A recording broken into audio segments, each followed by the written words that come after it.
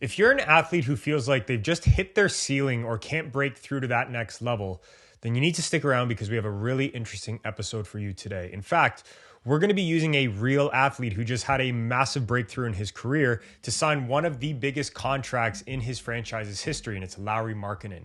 Lauri's an athlete that we've been working with now for the last about 4 years, and we've really seen him grow from just an athlete who was good at what he did to becoming one of the best in the league. And today, we're going to unleash what those secrets are so that you can use the same to go from good to great to iconic if you're an athlete who wants to break through that ceiling and get to their next level.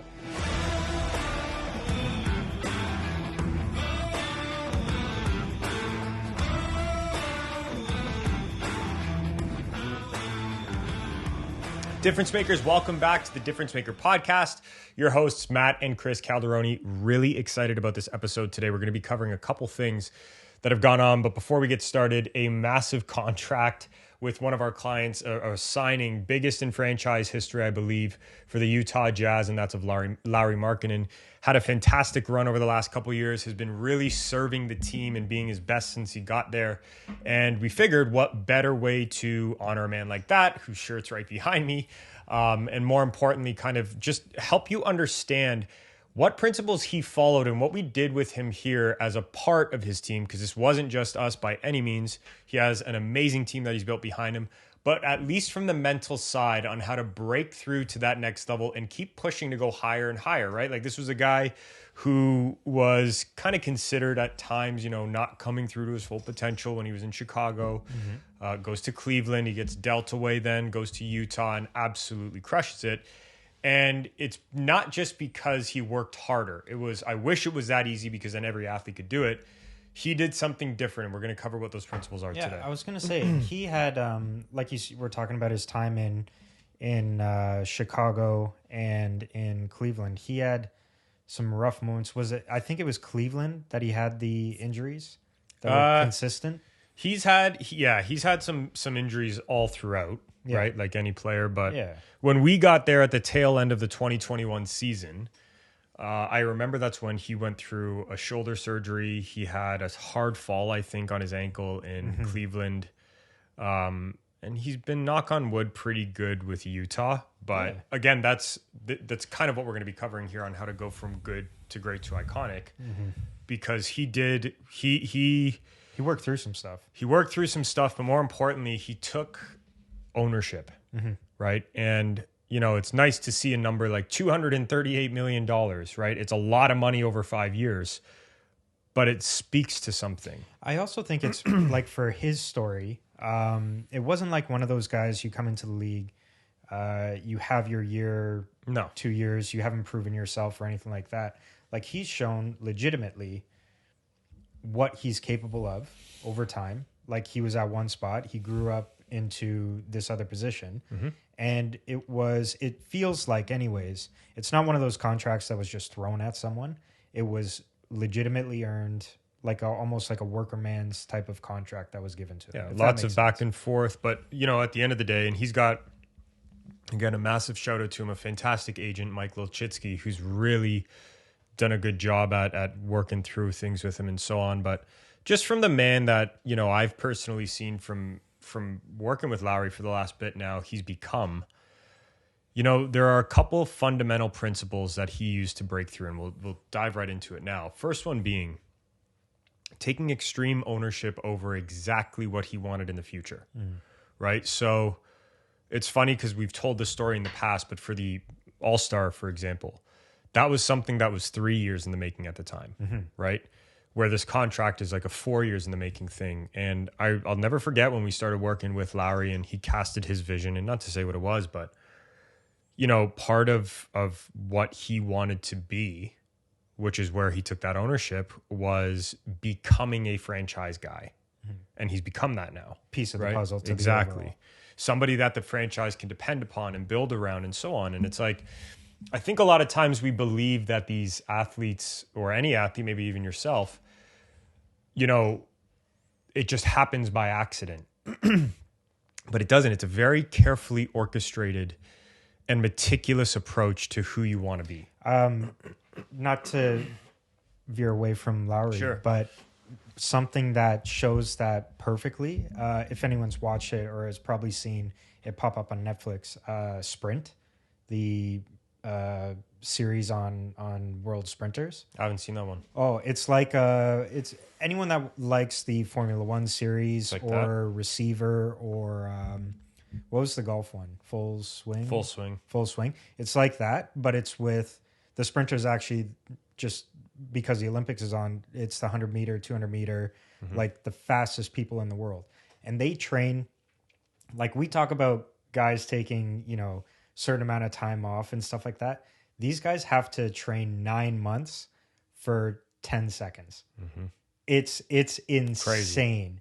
But like you were saying, the work that goes into it for any athlete around the world. But that's a great series to see the detail that's needed because it's literally for the sprinters anyways. And I'm sure for him, it's milliseconds. That's the difference, right? And that's the big thing. I think the hardest thing about any sport and for any athlete is to consistently show up at a high level every night.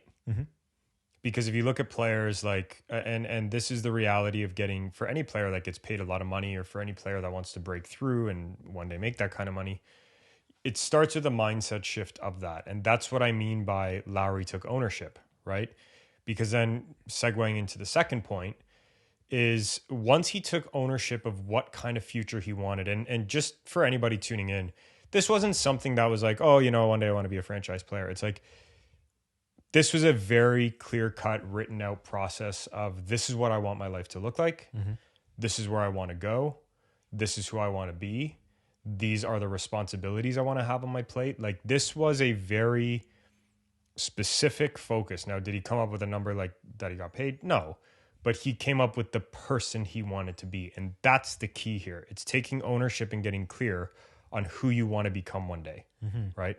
Now, the second part to that, and where it segues into it, and I saw a massive change with Lauri between year 1, 2, 3, and then since 3, I've seen him be fantastic that we've worked with him.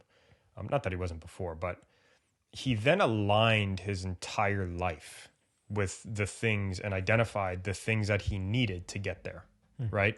So like extra shooting time, it wasn't that he wasn't working on it, but he realized he needed a different level of commitment for it, right? He raised his standards. He raised his standards with his nutrition. He committed to and prioritized what he needed to do with sleep. He has an amazing wife who's extremely supportive over what he does. They got very clear on what they needed to do though, right? And it's like, once he got clear on where he wanted to go, and maybe if you're tuning into this and you're having a tough time breaking through to that next level, you've got to realize that it's not enough just to cast a vision. It's the understanding and commitment then to the new standards you need to hit. And this is where that kind of life audit I think a lot of people talk about went on. It's not that he went and audited his entire life, but he looked at everything in every element and said, okay, how do we make this, align with a franchise player and this and this and this and this? And that's how he got there, right? Part of it.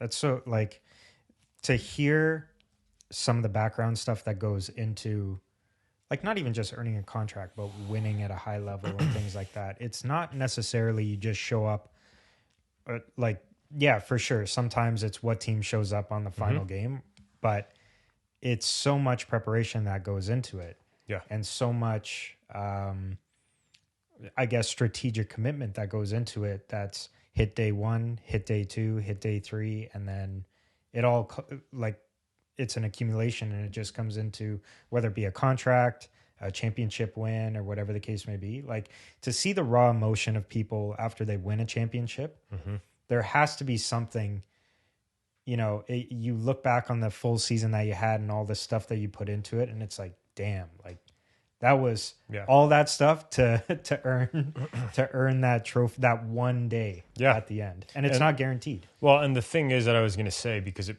pushes into the next point, a lot of this has to do with purpose, right? So I'm not going to say what Lauri's is. That's his personal thing. But he got very clear on why he wanted it. So like for anybody tuning in, it might be like, okay, so you're telling me I need to get clear on my vision, clear on my new standards, clear on my purpose. It's like, these are just the 3 things to get you in the right mindset. Because like Chris said, it is very hard not to just show up every night. That alone for most athletes is hard. To show up and perform at a high level on nights that you even feel like crap, that is one of the hardest things to do. Yeah, well, like right? I think I've said before, like people kind of scoff at the fact that athletes get paid or executives get paid or whatever so much. There's a reason why it's there, and a lot of the stuff we don't see. Yep. A lot of it, like we personally see, like, well, yeah, the public, right? What public I mean, the public, like the public sees the hour that they're playing, and like I said, on those game days, sometimes a team shows up, sometimes a team doesn't show up. All the stuff that they do in between, the travel, the training, the getting over a sickness quickly if they have to, like staying away from family, that's even a big thing. Yeah, and for anybody that discounts that part too, like it's huge.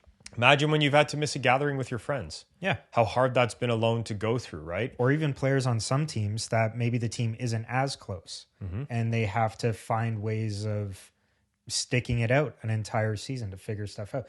But like no one sees that portion of what that pay, I guess, covers. You only see the game, which is fine. Like team wins and loses. Like you as an owner, you put together the best team that will win at the end of the day, right? But there's a lot of the unseen stuff that goes into those contracts, negotiations, all that stuff. Yep. That from someone in the public you don't see. Yeah. Ever. And you will probably never understand it. Hey, really quick break in this episode. I hope you're enjoying it so far. Just wanted to say this. We are so committed to bringing you as much as we possibly can. We ask for one thing in return. Please help us keep growing this podcast, sharing it, subscribing. If you're on YouTube, click the notification bell, leave a comment, leave a rating, leave a review, upvote us, please. It helps us keep growing and it allows us to keep bringing you free content. With that being said, let's get back to this week's episode. We'll see you in there. And that's, I think, one of the biggest things too, because, going back on my point about purpose, the reason that these three things matter probably more than the work itself to break through to the next level is because when he got clear on where he wanted to go, he raised his standards and he created a purpose for himself. These are the things that he stayed accountable to, right? So everybody else in the world focuses on results. And this isn't just a Lauri thing. This is our approach with everybody. The results are a byproduct. They're a byproduct of what you want, the standards you have for yourself, and the consistency behind your execution. Now, if you don't have a purpose and you're trying to execute, you're not going to push yourself on the days you don't feel like it. Because reality check is this. For a man like this, to get the money that he has, there has been some daunting days. Like a side story that I can share that won't go too deep into the personal side. You play a basketball game. It ends late. The adrenaline's high. Your team has practice the next morning at 8 a.m. You maybe and there were times that we were taught, like there are times that he only gets a couple hours of sleep. Right? And I'm not saying that's sexy. That we are not the podcast to promote that. Right? But there are some days you need to do it. And there's a lot of days that I know where even some athletes that we see that we're helping pull to the next level, like this is probably one of the toughest things we need to get them to understand. I was going to say, I think every athlete at a youth level has experienced that at some point, whether you've been everyone's gone through a tournament and you have the game late the night before and you end up, you're fired up, you can't go to bed. And then you have a game at 8 a.m. the following morning. Yeah. And it's like, it's hard. How do you do it? And then you wake up, your legs feel like garbage and it's like, you got to play. Let's do it. But see, and that's to your other point though. It's like, that's why, okay, let's talk about it. An off night for a guy like him is, 20 points now in a night. Right. And that's to a lot of other players, that's their top. Yeah. You know what I mean? And when you've now raised that bar that high, going back to standards, there is an expectation around you to deliver.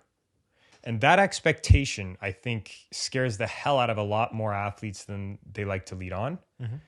But you have, the biggest thing to understand is anybody can do this if they get very clear on it.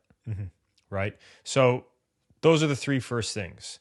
Now, everything that I'm gonna speak about now past this point is the only reason they come to life is because he's had these three things. So a vision, or he took accountability and got clear on who he wanted to be. He then held himself accountable to new standards, and he had a purpose that was deep within him that kept pushing him on days that he didn't like it. Okay. Now, the next thing is this, and it's innovation. And you've got to look at your processes if you're going to break through to the next level.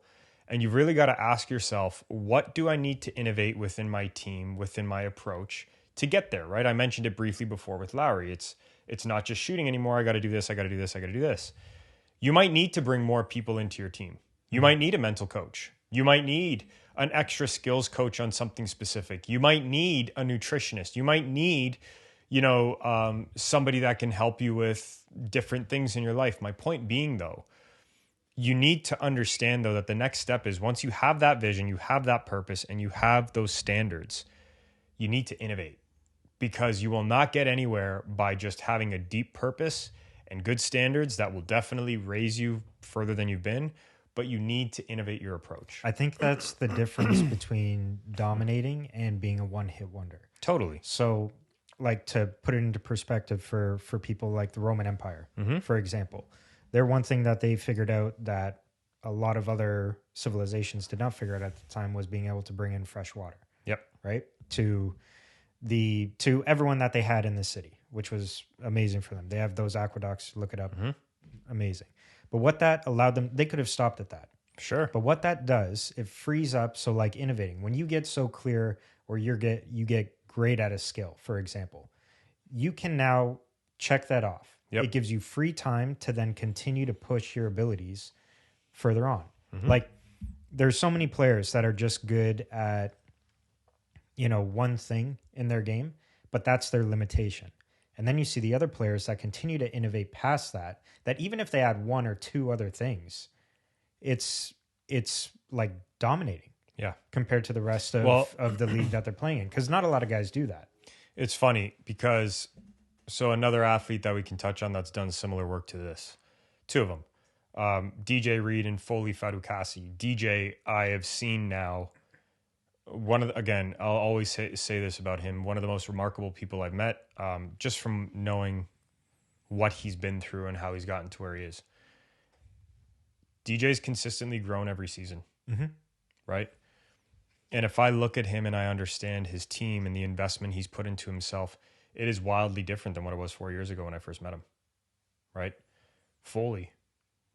I saw Foley do certain things this offseason that he needed to do and train with other people that were outside of his comfort zone because what he was currently doing wasn't doing it for him, right? And it's like, when I look at these athletes, and a lot of people will ask us, so how can you be so confident that so-and-so is going to have a good season? Because like we've talked about this, right? We're able to look at our roster and be like, he's going to pop off, she's going to pop off, he's going to pop off, she's going to pop off.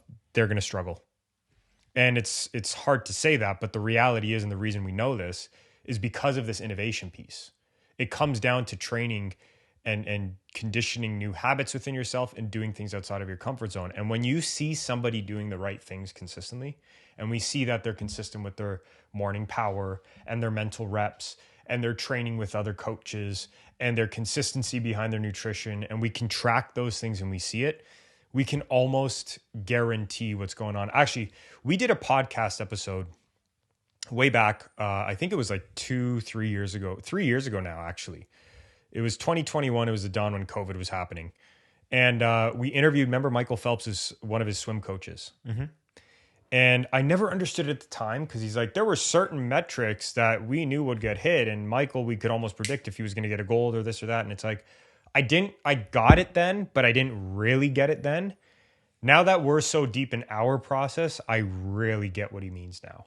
Yeah. Where it's like, you can almost see from that innovation, the way they train, the way their daily progress is happening. And that's going to segue in a second to my next point. But the innovation and the consistency behind that, heck, man, like that's where the differences happen. Like any athlete that's struggling right now to break through to the next level, you're often one coach or one person on your team away from getting there, right? Like for a lot of athletes, we're that one thing because they've tapped out the physical, the nutritional, the sleep. And it's like, well, what's the last thing? I got to expand my mind, right?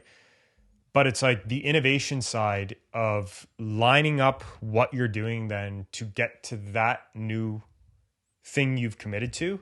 That's how you do it. Yeah. Like right? you check off all the boxes. Yeah. And it's like, well, I can almost guarantee a win.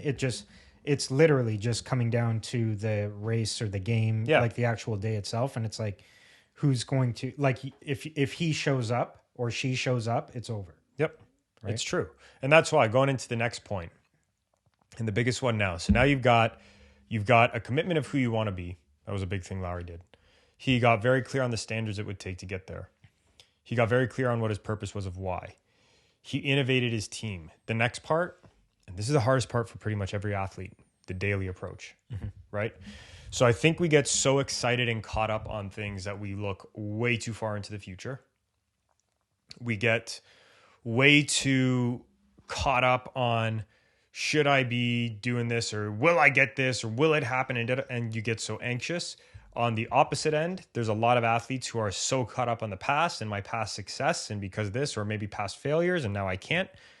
The thing is, though, with Lauri and what I see guys like DJ do and Foley do and Kyle Kuzma do and Dylan Cousins and all these individuals that we've had the privilege of being able to work with, the guys and gals that consistently deliver are the ones who slow things down to a daily approach.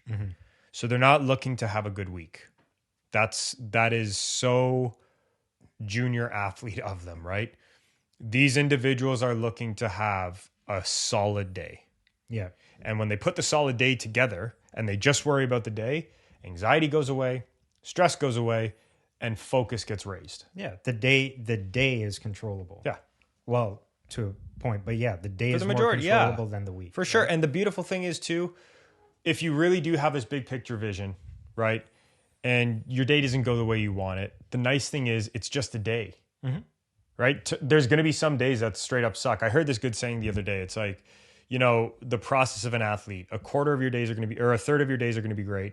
A third of your days are just going to be okay. And a third of your days are going to be bad, right? That is just the process of what it takes to get better. I think that's very true. Yeah. And it's just not dwelling on that third that's bad. Look at Lauri. He's had now, so before he really started to deliver in Utah when the All-Star year was, he had 2 years worth of, if you want to call it, not as great as it was compared to Utah, totally. 2 years straight of learning every single day. That's hard. And you do it at the biggest stage where the most eyes are on you in the world. That's hard, right? This is stuff I wish I used to have as an athlete that I knew now that I would have back then, because things could have changed drastically for me, I believe. But regardless, you look at him and he spent 2 years every single day of going through his process, tweaking things, process tweak. It's not easy, right? No, you have to be comfortable. Well, not comfortable. You have to be used to making mistakes in front of thousands millions tuning in and thousands of lives. You have to be comfortable with it, and then just like, that's a point of learning. Well, and that's why for any athlete that's tuning in, and if you suffer from perfectionism and whatever, I'm going to tell you this right now. The biggest myth in all sports is perfect approaches. The biggest myth in every sport is that, it's going to be great 90% of the time. The reality is it's going to be great if you do things right 80% of the time. If you do things okay, it's going to be great maybe 60 to 70 if you're lucky percent of the time. That 20, 30, or 40%, you're going to have to learn to adapt consistently.